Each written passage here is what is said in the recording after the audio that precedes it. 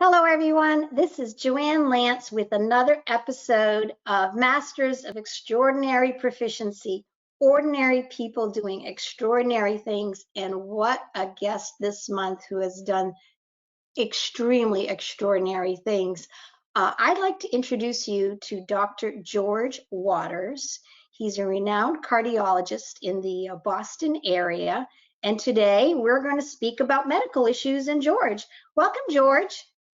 Thanks, Joanne. Thanks for inviting me. I appreciate it. I guess my first question is going to be the easiest one. May I call you George, or would you prefer Dr. Waters? I think you can safely call me George. I was Oh, okay. way before I was Dr. Waters. Well, that's very kind. I hope all your patients call you Dr. Waters.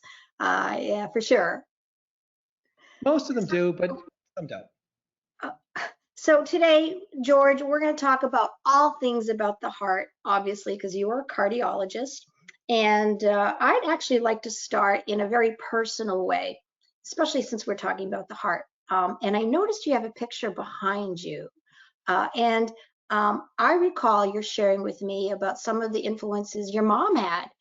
What things did your mom teach you years ago that holds true today for you? Well, Joanne, as you may know, I'm the youngest of 6 children. We grew up in just outside of Boston, a big Irish Catholic family. And the things I always think about and remember with my family, and to this day, although my mom and dad have passed, but was unbounded love, Hmm. laughter, nonstop laughter and humor, and caring for each other. And my mother always stressed, and even as a little boy, I remember I'd come home from school and she'd be making brownies, or she actually made a famous blueberry cake. And she'd be making this, and I'd be sticking my hands in the pan to get some, and she'd swat me and say, "No, that's for the Pine Street Inn," because the Pine Street Inn is a homeless shelter in Boston. And my mother was part of the regular crew that would make food my mother used to do it at least twice a month, um, for the guests of the Pine Street Inn. And that was typical. That was a typical thing that my mother did, and my father as well. My father was very active in our church organization called the St. Vincent de Paul Society, which would assist people that were less fortunate that needed a hand. And those are the things that stuck out in my mind. The quietness. There was no fanfare. It was just you did it. It was part of your normal daily life. That's what you did. You reached out and helped the people around you. You helped your family, you helped your friends, you helped your neighbors. And those are the kinds of things that stuck with me, that have stuck with me today, stuck with me my whole life. You know, it's interesting. She had 6 children, has 6 children, and yet somehow she had time to do these things for the Pine Street Inn. And for those who don't know, this is one of the largest and most well-known shelters in Boston. And talk about truly giving back in addition to all of the church activities and other things. And here you are. You have gone to med school and you became a doctor, which is the epitome of giving back because you're talking about helping people with their lives. And you stayed in Boston. You did your undergrad and med school in Boston. Right. Why Boston? Well, because I've always been a homebody. Okay. And I was lucky because at the time that I was going to college, especially being in a big Irish Catholic family, there was the schools that you would apply to were the Jesuit colleges and institutions, and we happen to have several right around. So that's where I mean, it was just sort of second nature. Of course, I would go to Boston College. My father went to Boston College. My uncles went to Boston College. My uncle went to law school. My grandparents were there when they broke ground at Chestnut Hill. I mean, you get the idea. My cousin played football. My niece graduated in the class of 2006. So it's the family institution. So it was just sort of unspoken to stay local. And then with respect to medical school, I really want to stay in Boston because it is known as a mecca for medical training. And I applied to about 8 or 9 medical schools. I was accepted at Boston University and waitlisted at 3 others. And I matriculated at Boston University and I absolutely loved it. So I took my name off the other waiting list. So for me, it was kind of a no-brainer. I was very, very pleased to get the opportunity to be able to study in Boston. Why cardiology? Well, that's interesting too, because I didn't think I was going to do cardiology. One of my brothers is an interventional cardiologist. Okay, I didn't And know that. Hmm. yeah, and what I thought was, oh, I don't want to do the same thing as my brother, because you just don't. So I had done graduate research in immunology and immunochemistry before I went to medical school, and I was very interested in the medical applications of those fields. So in medical school, I thought that would most likely apply to infectious diseases, infectious disease training. And I loved infectious diseases in medical school. I loved it. I loved the biology. I loved the science. But I felt it lacking when I went to do it in the on the wards in the hospital, because like he'll here take an antibiotic, and that's all I could really do. So I felt kind of ineffectual. Mhm. And so when I was doing my rotations, I did gastroenterology, and I loved that. I loved it. The medicine was fantastic. But the one thing I didn't like, it's not good if you're a gastroenterologist, is I didn't like poop. Okay. I didn't care for poop. Oh, there you go. So, so that's a Let's problem. go. So then I did my cardiology rotations and I really enjoyed it. But my very first rotation in July of 1994 was the CCU, which is the coronary care unit. And I absolutely loved it. I found my bliss. Your passion. It was amazing. It was absolutely amazing medicine.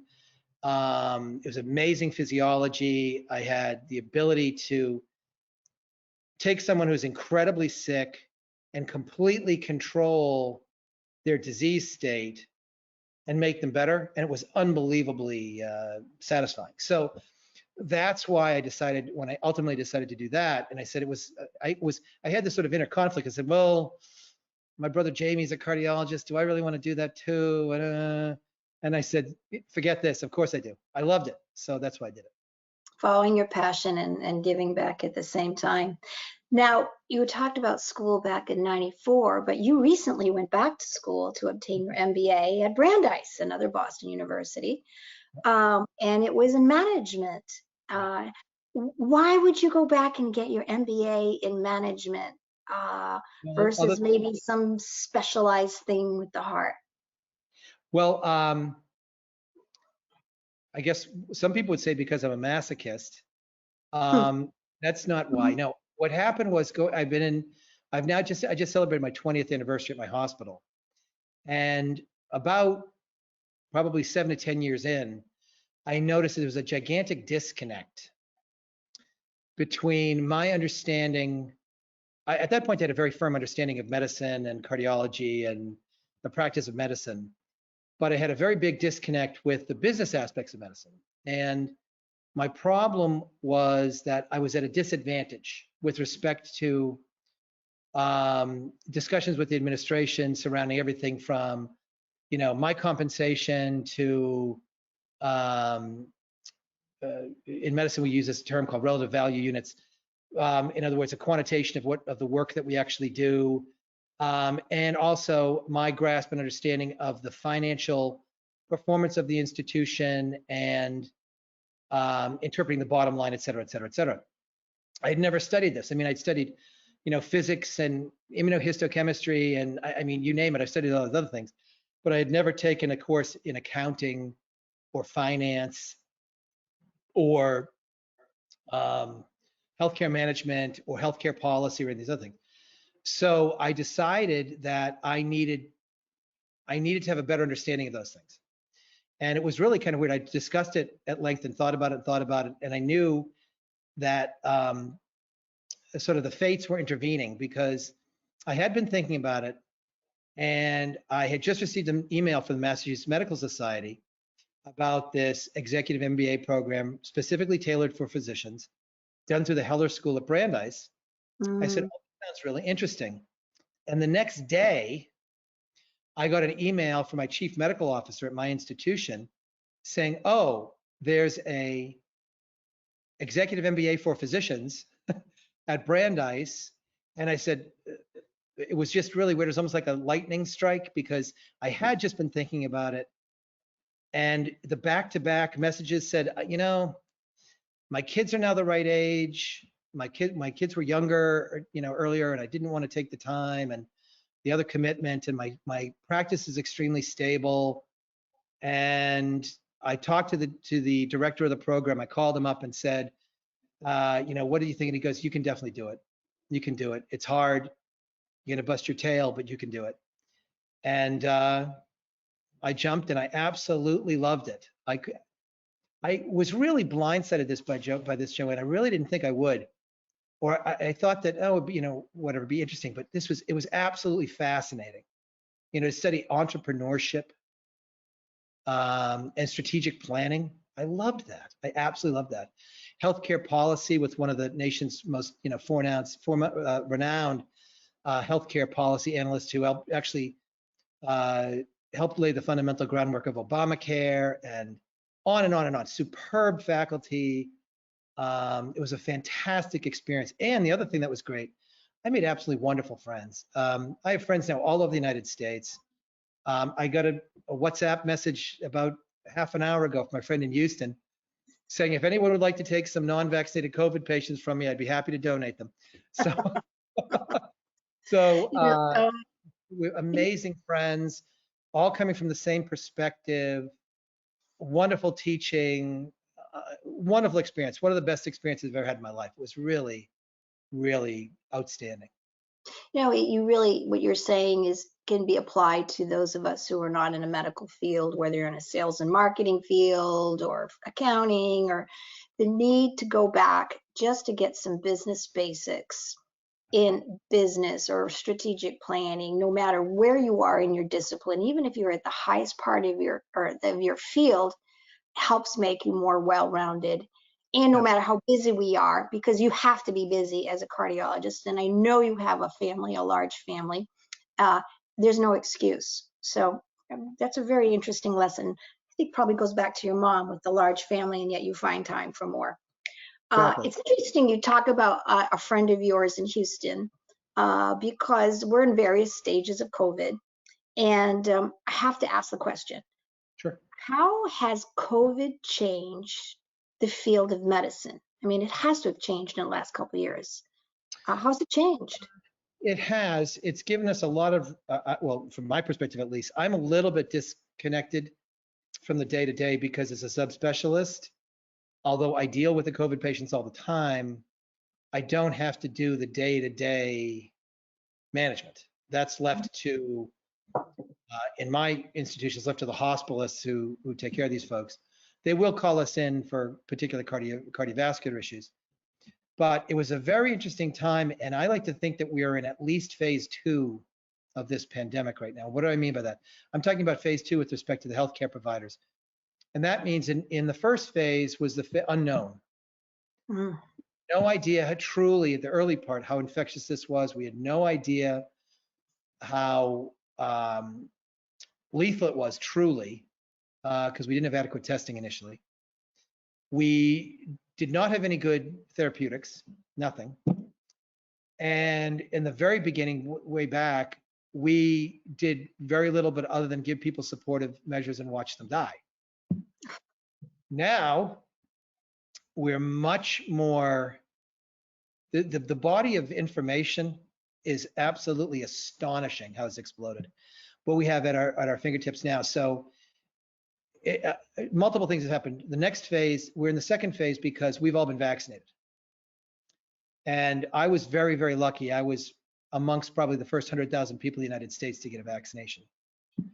I received my first vaccination on December the 16th.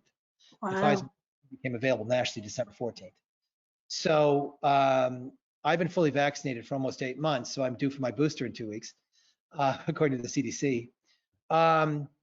But that really helped. And as soon as we had information from Europe and Israel that said that we were protected, especially against what's now called the Alpha variant, that really took a huge weight off our shoulders, and we could be more involved with the day-to-day care of the patients and less terrified that we ourselves will get infected and bring it home to our families and or get seriously ill ourselves.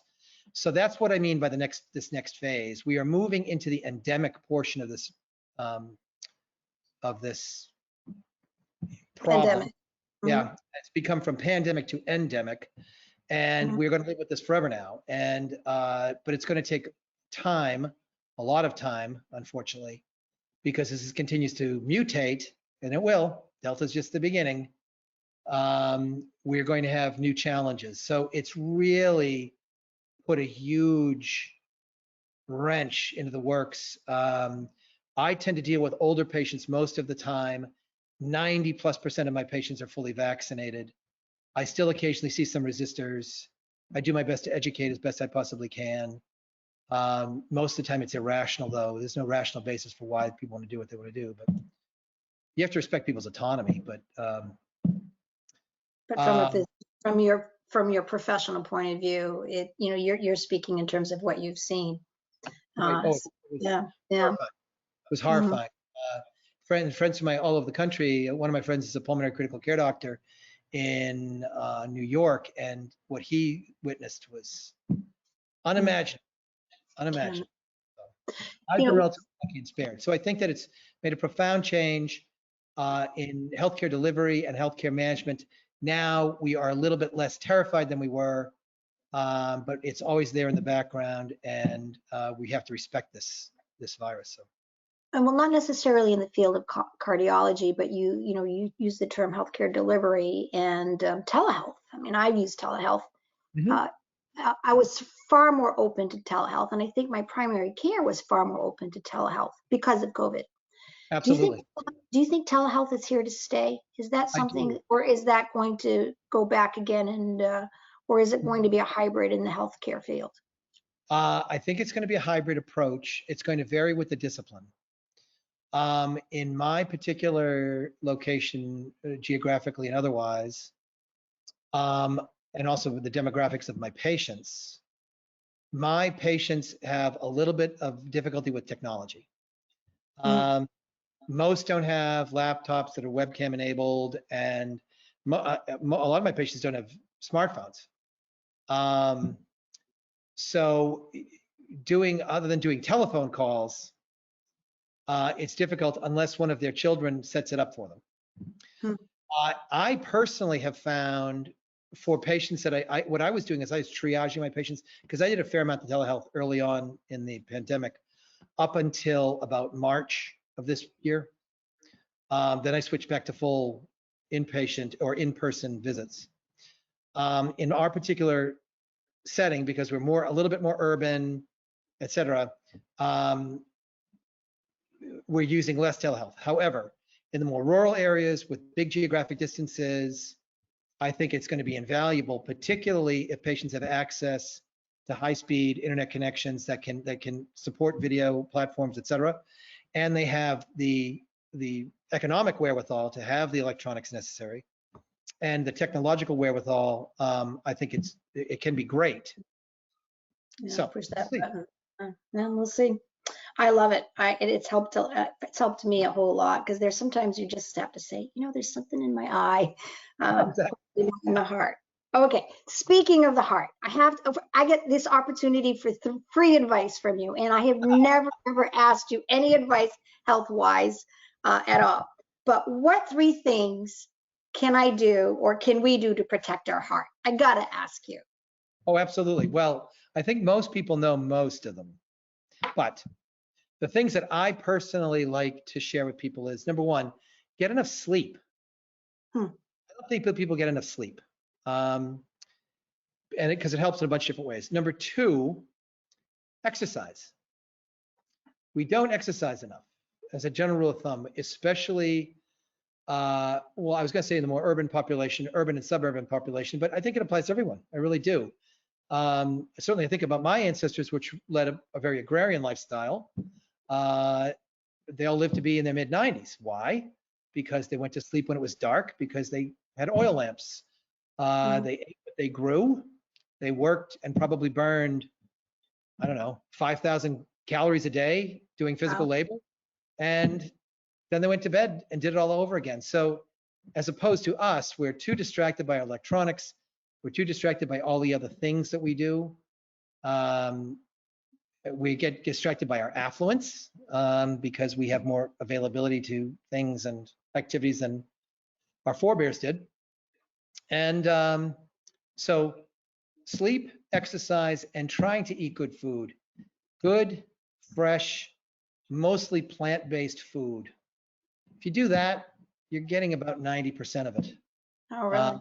Yeah, I think. There's a ton of evidence going back to the DASH study, the DASH trial back in 2000 that was published. I saw that at the American Heart Association meetings. It was fairly compelling, which is fundamentally a Mediterranean style diet. That type of thing, I think, is a godsend.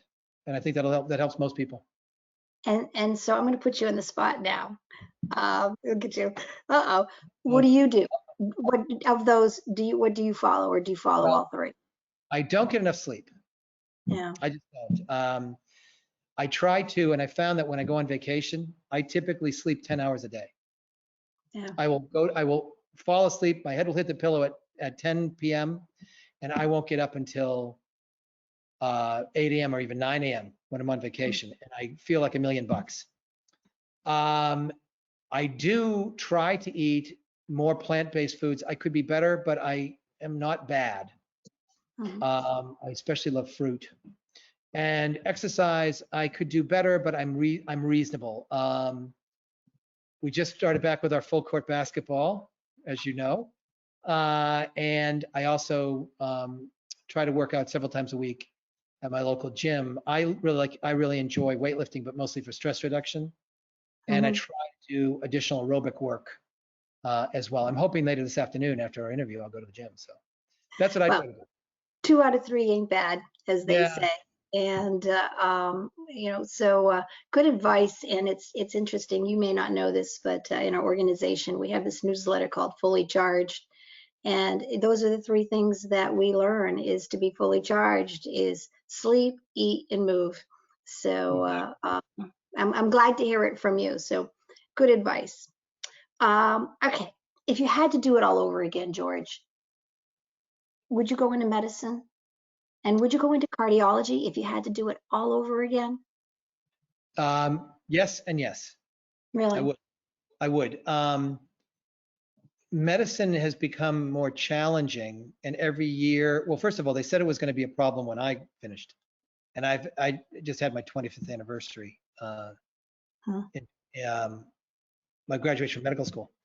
So the concerns about the financial concerns and the cost of education, 4-year private medical school is going to run at least $300,000 just tuition, essentially. So the only good thing is that the cost of the debt is really low right now. Money's cheap. When my first year of medical school, I was paying 12% interest on my student loans, and I refinanced to 8%, and I did a dance. So when I see people complaining about 2.5% or 3% interest rates, I said, come on, give me a break.